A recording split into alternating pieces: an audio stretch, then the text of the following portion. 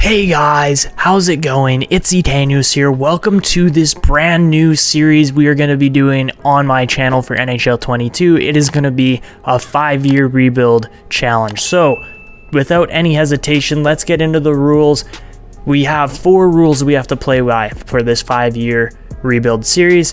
The first one is that we can make a maximum of 5 trades per season. I will be tracking these. Second is we can sign 2 free agents per off season. No more, no less. 3 is that we must make the playoffs every year or the challenge is failed.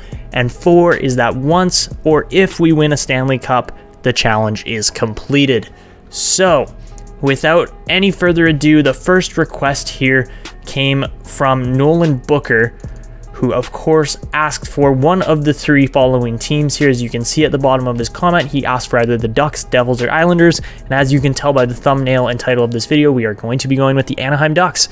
So without any further ado, let's jump into this, check out the team, and see how we can work with it. And of course, another rule that just goes without saying is that we are going to be simulating every single game. We're not allowed to jump in and play.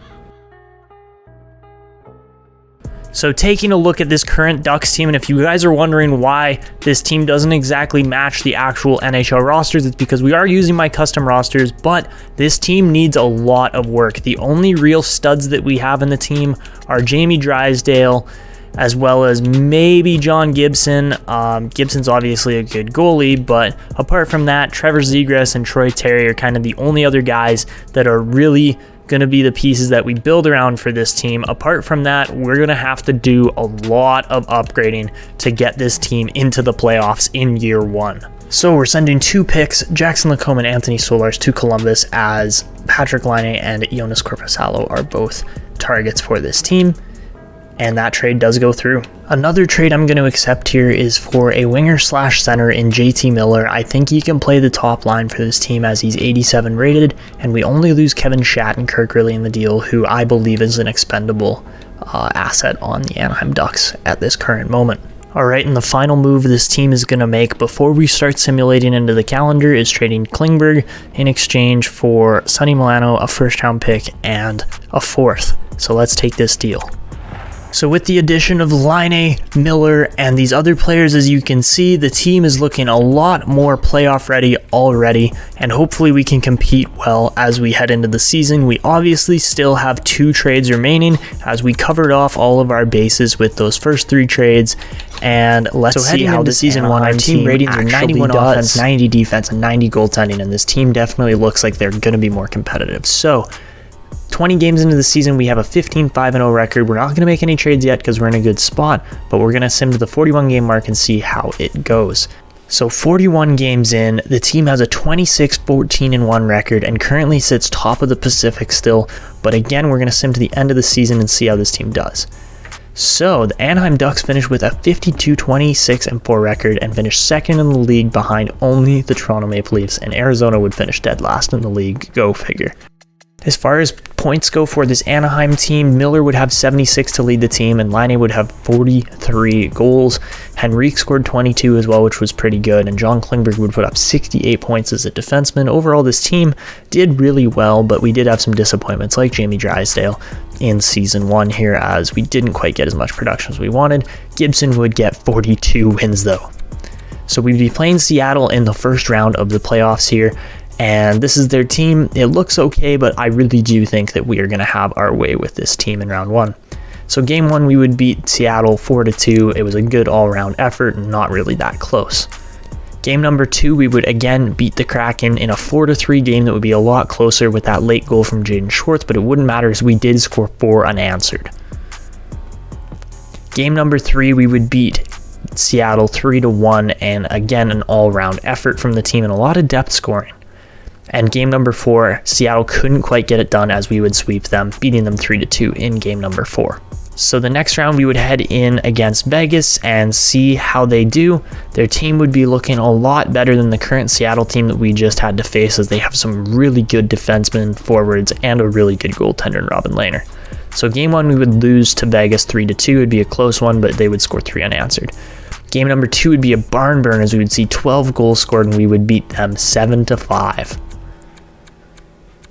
Game number 3, the Vegas Golden Knights would beat us in a 1-game difference, and game number 4, we would beat them in again a 1-goal difference. Again, very close games as the series would be tied up 2-2. Game number 5, we would beat Vegas 6-2 in a crucial win, but then we would drop game number 6 5-4 against the Vegas Golden Knights. Again, just a crazy game. 9 goals is insane. And finally, we would lose this series in game 7 4-1 against the Vegas Golden Knights. So the Edmonton Oilers would win the cup this year as they would go on to beat New Jersey, Vegas, Chicago, and of course Colorado. And Winnipeg would win the lottery this year in the draft, moving up from 3-1. So we were going to make some moves at the draft, trading up for pick number 9. We'd send Klingberg, Giroux, and Jones to St. Louis. And then we would also pick up Johnny Gaudreau and the 13th overall pick from Calgary in exchange for Henrique and Pastujov. So with the 9th overall pick, we'd pick Danila Yurov, a good Russian power forward, and then we would also end up picking up a defenseman from the Ukraine in Stanislav Tikhonov, who would turn out to be an 80 rated elite two-way defenseman. So he will be in our team right away. Apart from that, nobody else was really good in the draft, and that's all we had to highlight there.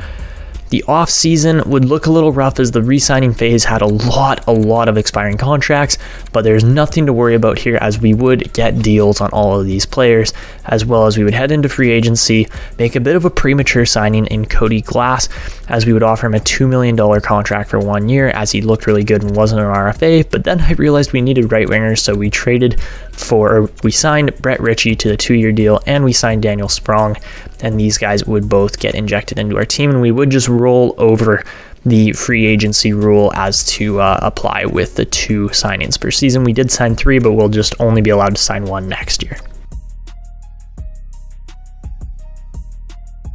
So guys, for season 2, the team is looking really good. I think we have a good shot of going farther in the playoffs this year.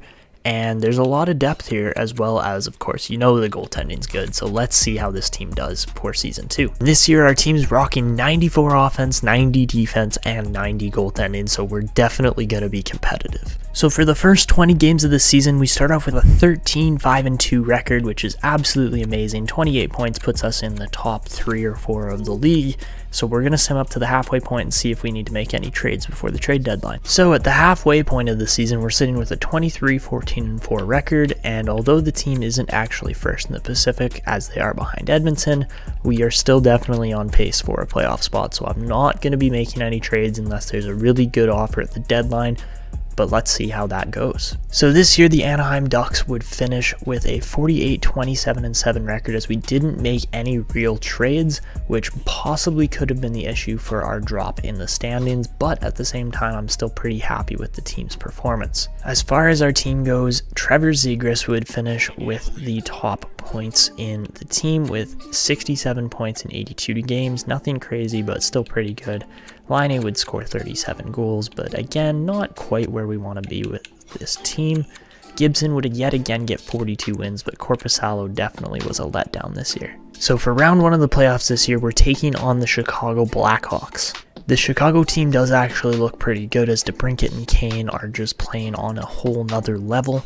Their defense probably could be a bit better, but their goaltending makes up for that with an 88 rated Marc-Andre Fleury. So game 1 against Chicago, we would lose 3-1 with every single goal coming from a special teams unit from Chicago. Game 2, we would bounce back and we would beat the Chicago Blackhawks 6-3 in a crazy 9-goal scoring game. Game number 3 would be a 5-6 loss against the Blackhawks as we would see 11 goals scored, and this is honestly one of the craziest playoff series I've ever seen so far. Game number 4 would be a 7-0 win as we would make a statement against the Blackhawks, scoring 6 goals in the 3rd period. Game 5 would be a 3-2 Anaheim win in a really close one here against the Blackhawks. Game number 6 would be a bounce back performance for the Chicago Blackhawks as they would beat us 3-1 with 2 goals in the 2nd and 3rd period. And with our season on the line, we would drop game 7 3-2 against the Blackhawks as Patrick Kane would get the game winner and Chicago would move on. So this year the Penguins would go on to win the cup. They'd win another cup meeting Chicago in the finals. Chicago, which was the team that we lost to, would go all the way to game 7 with the eventual Stanley Cup champions. Pittsburgh beat Tampa Carolina, and New Jersey as well. Buffalo would stay at pick number 1 this year to win the Connor Bedard sweepstakes. Ottawa would move up to pick number 2, and Seattle would pick number 3. So this year we'd be looking to trade up into the top 10 to land a really good winger, and we would send Silverberg, Colangelo, and a first to the Rangers in exchange for pick number 9 and Connor Brown. So another trade we would accept here was for the 21st and the 53rd overall pick to land 2 other good prospects in this draft. We would send Manson, Mara, and Grant to Boston. So there's no doubt in my mind that this draft was absolutely stacked, as the Sabres would land Bedard, but 2 other franchise players would go in the top 3. So picking at pick number 9 now, we would get a good shot at an elite player here. I actually wanted to go with Quentin Musty, as I know he's a fantastic player, but I think we might go with Musty actually. He's probably going to fit the system better. So let's go with Musty just to add to this team. He's 67 overall, probably not quite as good as Coleman, yeah, within 1 rating, but I like that pick. At pick number 21, I would opt to take Noah Valley, as he is a 2-year ETA and is a 70 rated elite goaltender. So apart from those top 3 picks, the rest of the draft wouldn't be that good, but that is all good as we grabbed a bunch of players that are going to help this team within a year or 2. So we definitely have some big names hitting contract expiry again this year, but I think it's going to be okay as we have like $25 million in cap space to deal with this. So I messed up on the contracts. There's a good chance that we lose JT Miller, but we're going to try to work a deal here that could actually turn out pretty good. So in an attempt to clear up some cap space, we're going to send Johnny Gaudreau off to the Washington Capitals in exchange for Juraj Slavkovsky and a 2nd round pick. So with that cap space cleared up, we're going to offer an $8 million contract to JT Miller for the next 3 years, and hopefully he'll take it. And we would absolutely get JT Miller back through that free agency signing. So in an attempt to get a better defensive core, we're going to go out for Keandre Miller. We're going to offer Richie at 2 seconds. And that goes through. So trying to clear up cap so we can sign Miller, we're going to offer Fowler for McCabe and a 3rd. And that goes through. So guys, looking at the team this year, it looks really strong, but at the same time, I do think that there are certain areas we need to improve if we want to win a Stanley Cup with this team. First off would be a first-line winger. Yes, JT Miller is really good, but he is classified as a second-line winger, and I think a power forward on the first line would make a huge difference playing alongside Line A and Zegras. Apart from that, as good as Hampus Lindholm is, I think we could really use a top 2 defenseman that's potentially better than McCabe to really solidify this team as a contender. So that's our 2 targets for what I think this team needs to kind of get over the edge and really become a Stanley Cup contending and potentially winning team. So let's go and look at some trades. Alright, so to get this deal done for a defenseman as good as Alexander Romanov, we are going to throw in Lindholm, Korchinski, and 2 firsts. We do get Joel Armia back as well, but does this deal go through? Yes, it does. Alright guys, so in an attempt to really turn this team into a contender, we're also going to target Brady Tkachuk. He is on a 5-year deal, but we are going to try to get him as well as a 6'6" Isaac Ratcliffe off of Ottawa in exchange for Quentin Musty, Sam Steele, Malik DeSalvatore, and of course Joel Armia, just for cap reasons. So does this deal go through? It does. My goodness. So after all these trades to really push this team into cup contention, it looks like we've got an absolute unit of a team on our hands here now. Tkachuk makes that top line look absolutely amazing. Romanov really solidifies the defense, and of course the goaltending hasn't been in question at all this challenge.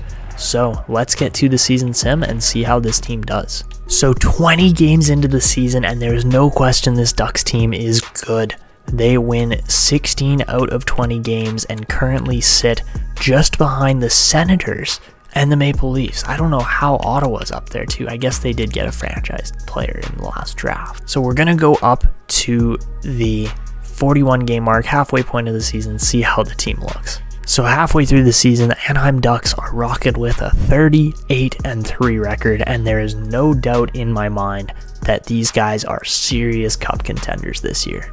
And something else I totally forgot to show you guys were our overall ratings, and we're definitely looking good with 96 offense, 94 defense, and it says 87, but I think that's because Korpisalo's in net for this game, so I assume it's going to be 90, but still, just a very strong team. So we're going to go to the end of the season now, as long as nothing comes up in trade deadline, and let's see how it goes. So guys, this season, yet again, the Anaheim Ducks finished second place behind the Toronto Maple Leafs with a 54-20-8 record.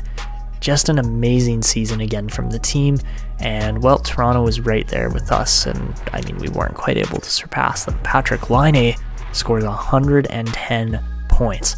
Zegras also breaks the 100-point mark. 54 goals for Laine is pretty exciting, and unfortunately Tkachuk couldn't really produce as well, but we saw some great numbers out of Drysdale, 73 points. Rickard Rakell even scored 75, so there was definitely some good production going on here.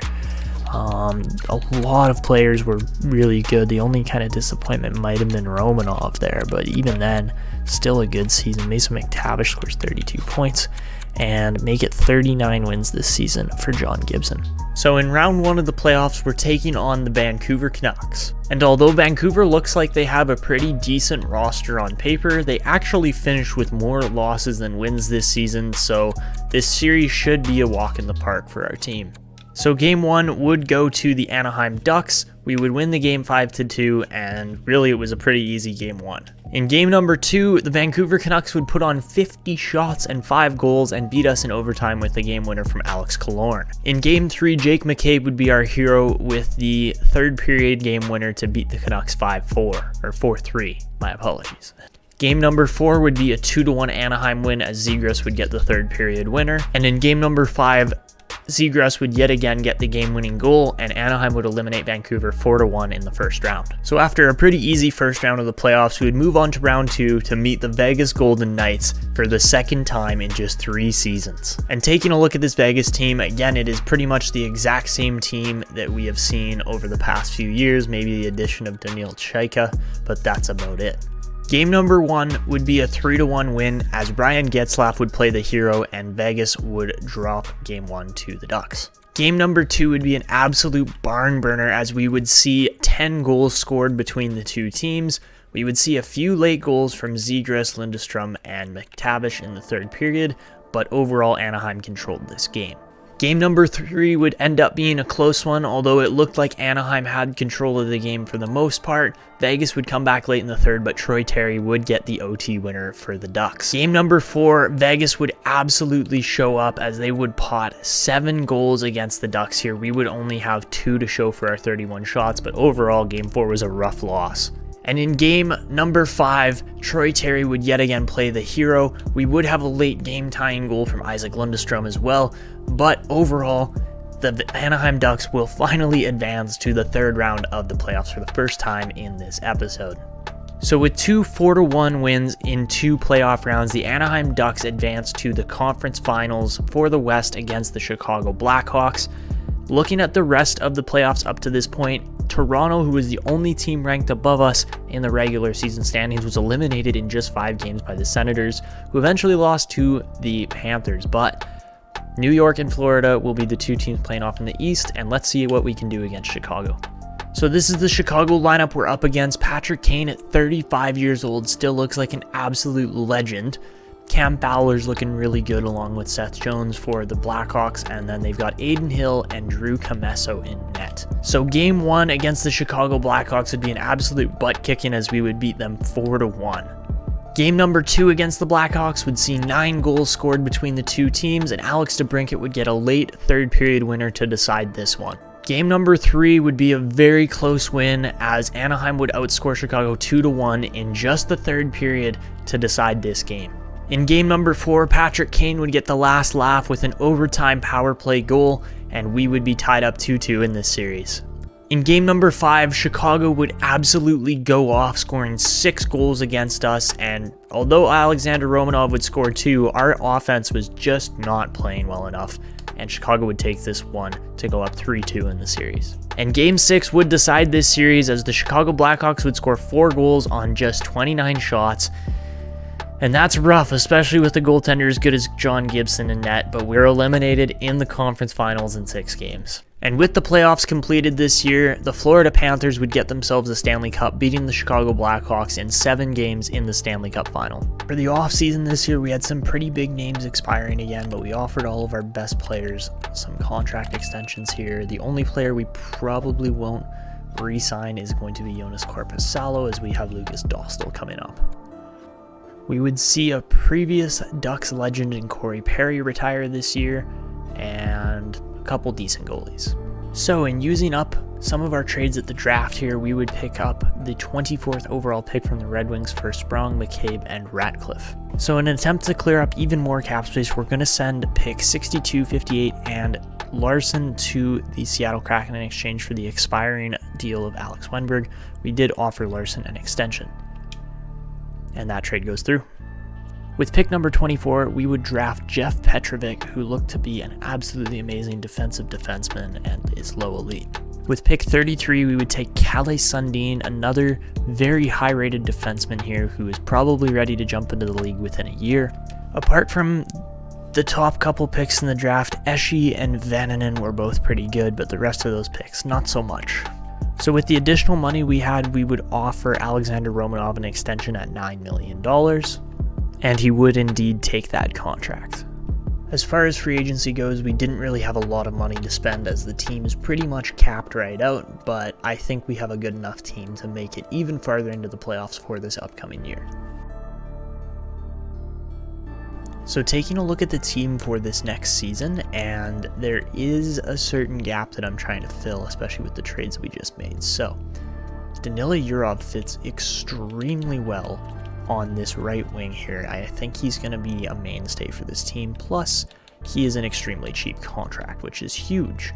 With that in mind, our defense is slightly lacking one top 4 defenseman, although yes, Tikhonov probably should be filling that role. I don't think he's quite going to in time for this team to win a cup. And I think we do need one more really solid right-hand defenseman, and we're going to go out and look for that with JT Miller as one of our biggest trading pieces. Although, yes, he's been here for a while, and he's actually made a pretty significant impact for this team, putting up really solid numbers since he joined Anaheim. We do need to trade him. Alright, so we're going to try this trade to Florida, Miller, 2 firsts, and Anderson in exchange for Ekblad, and that goes through.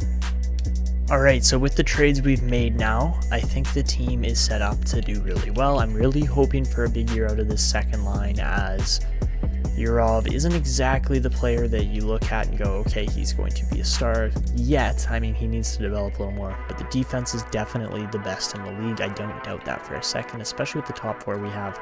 And yes, Sundin's a little bit weaker, but I think Ekblad's going to make up for that. And then, of course, Gibson, one of the best goalies in the league, backed up by Dostal this year. I think we definitely have a legitimate team on our hands here. So our team ratings for this year are 96 offense, 97 defense, and 88 goaltending. It's a pretty solid team here in Anaheim. So in year 4, we absolutely need a huge season here from the Ducks, and let's see if they can get it done. So we're going to go 21 games in and see how the team's looking. So right off the bat, we're 16-6-0 in the first 22 games. We're right at the top of the league, and Trevor Zegras is leading our team with 29 points in 22 games. So we'll go up to the halfway point now, see how the team does, and then go from there. Alright, so at the 41 game mark, the Anaheim Ducks are currently sitting on top of the league with a 27-9-5 record, and Zegras leads the team yet again. So we're going to go to the end of the season now. Unless a crazy trade deadline deal pops up, then we're not going to stop it.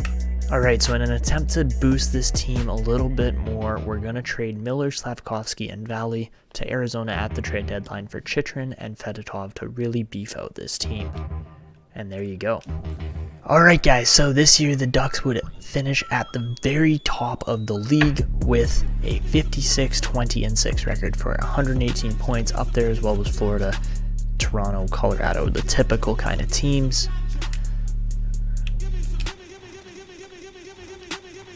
This year, Trevor Zegras led the team with 87 points in 82 games. Nothing ridiculous, but still a very good season. Gibson would get 48 wins, and if I'm not mistaken, that breaks the NHL record. I think 45 is the most wins in a season, but that's just insane. And this year in the playoffs, we would be starting off by taking on the Dallas Stars. So looking at this Dallas team, they definitely have some good players in Robertson, Sagan, and Hintz. But at the same time, their defense definitely could be better, but Jake Ottinger is an absolutely amazing goalie.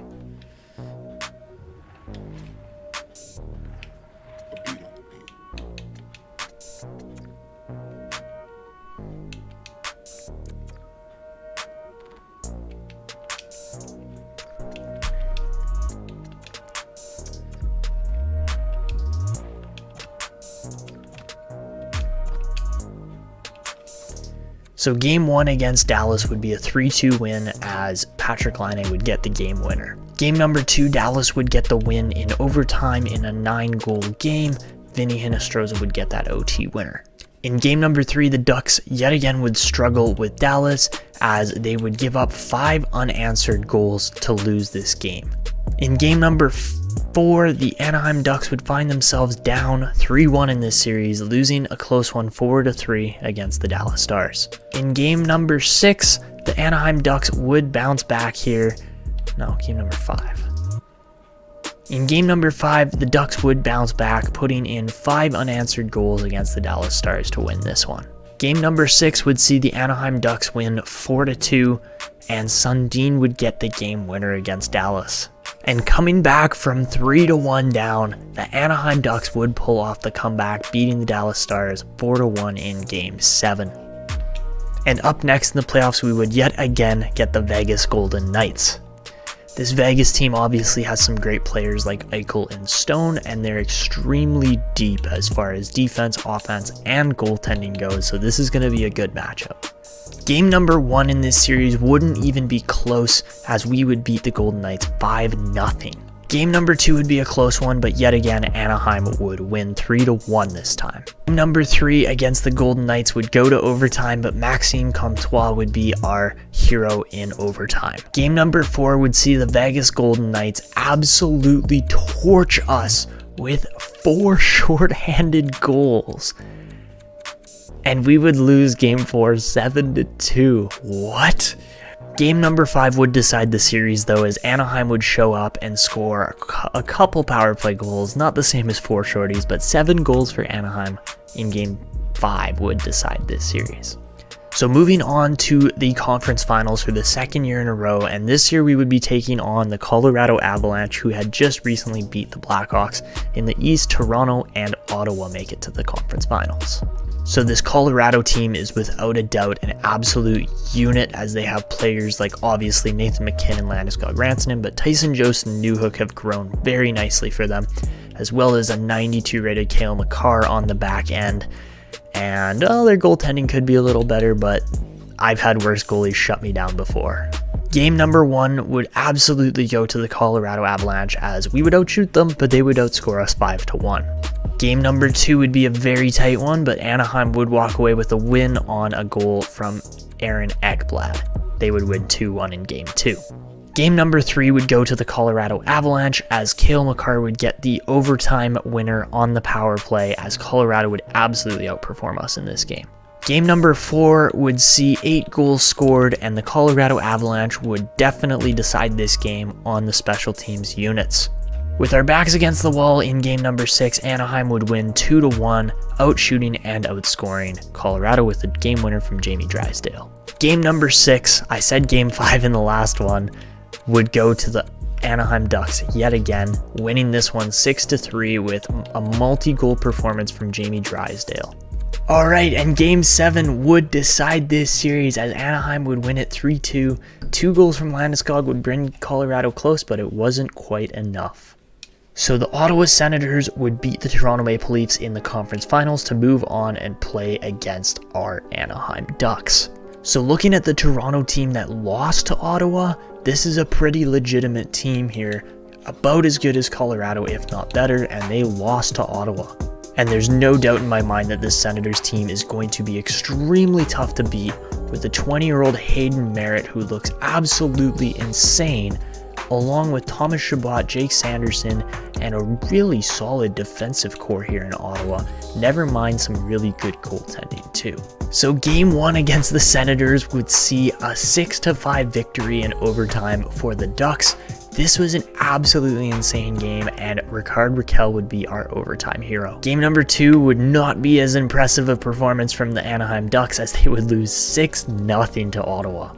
Game number 3 would see Anaheim lose 6-3 against the Ottawa Senators, and yet again just would not be able to get it done in the third period. Game number 4 against the Ottawa Senators would see a 6-5 Anaheim victory, as Troy Terry would have a multi-point game, and Isaac Lundestrom would be our overtime hero. Game number 5 would be a dominant performance from the Anaheim Ducks, as they would win this one 4-1, and are just one game away from a Stanley Cup. Alright, and in game number 6 here, we're simulating through the third period. We go up 4-2, make it 4-3 though, as Michael Bunting makes it a close game here.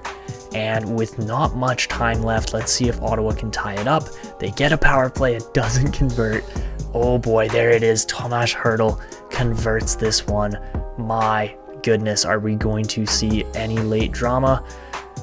No, we are not. We go into overtime. I'm going to jump in and watch this overtime because we could potentially get a cup here. This is going to be an interesting one. We're going CPU versus CPU.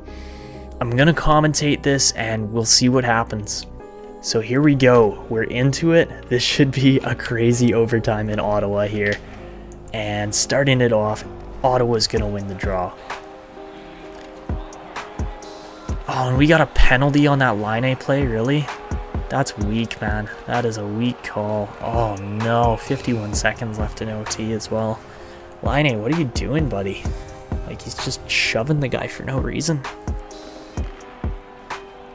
And we head to period number 2 of overtime. Still down a man, but man, this has been a great OT.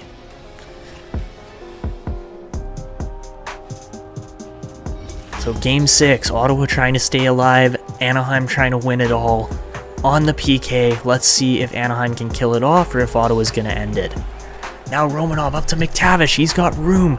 Mason McTavish skating in, he shoots, great save by Vanacek. Ottawa's going to win it, Colin White walks in all by himself, the poke check at the last second, saved a certain goal. We just need a goal here, that's it.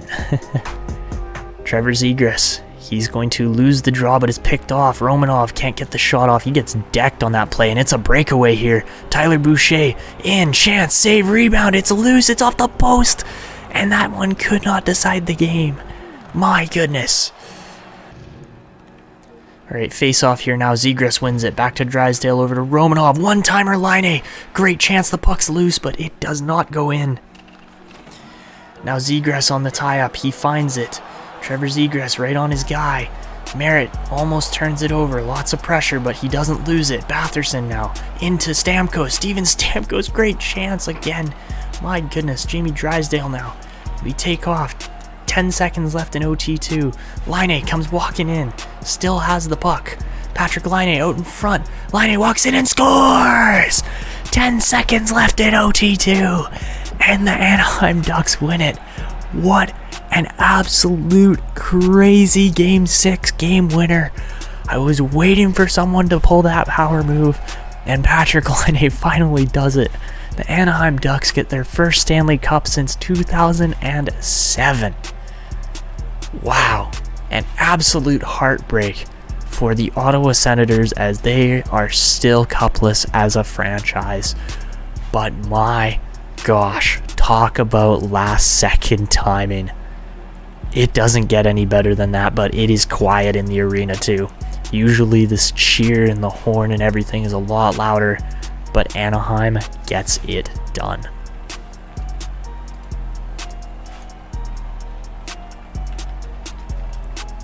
So just an absolutely crazy road to the cup. We go to 9 games that weren't wins, so we go 16-9 through this route. We get guys like Cody Glass, Jamie Drysdale, Jacob Chychrun, John Gibson, of course Ryan Getzlaf. Getzlaf gets to lift the cup at 39 years old. It doesn't get much better than that as a captain to win a cup this late in your career. Obviously, he had one already, but Jamie Drysdale gets the Conn Smythe. I kind of figured that was going to happen as he almost led our team in points as a defenseman. But my goodness, what a run it was, and Drysdale gets it done. So here you have it. Ryan Getzlaf gets to lift the Stanley Cup. Oh, it's an absolutely amazing feeling and look, but man, it doesn't get much better than that, hey?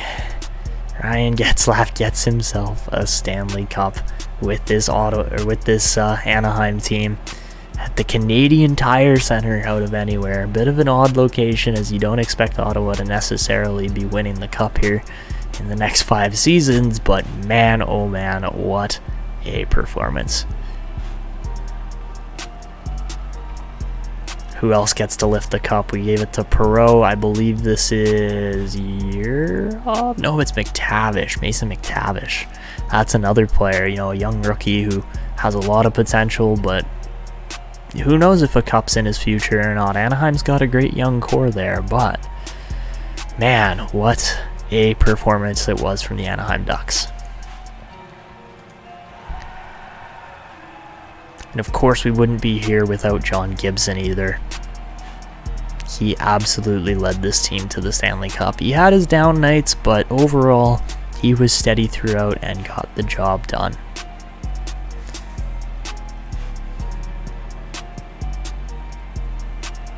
So there you have it.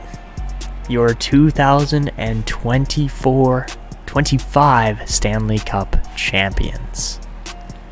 So of course we do beat the Ottawa Senators in 6 games there, and we at least have one player award to show here now that we've won a cup. Obviously we got the President's Trophy this year too, so it was a very good season for Anaheim. Overall, not a lot of winners here from Anaheim as far as awards go. Jamie Drysdale won the Norris the year before this one. Apart from that, not really much going on here, apart from, again, Drysdale gets the Conn Smythe. Gibson wins the Vezina as well as the Jennings, and that's probably it for awards. We didn't really have anybody else going too crazy, but there you have it. The Anaheim Ducks are Stanley Cup champions, and we complete this challenge in 4 seasons. If you guys enjoyed this episode, make sure to go down below, drop a like on the video, subscribe to the channel if you're new, and hit the notification bell, and of course, let me know which team you want to see next in the comments below. But that's it for this one. This is Etanyos signing out, and until next time.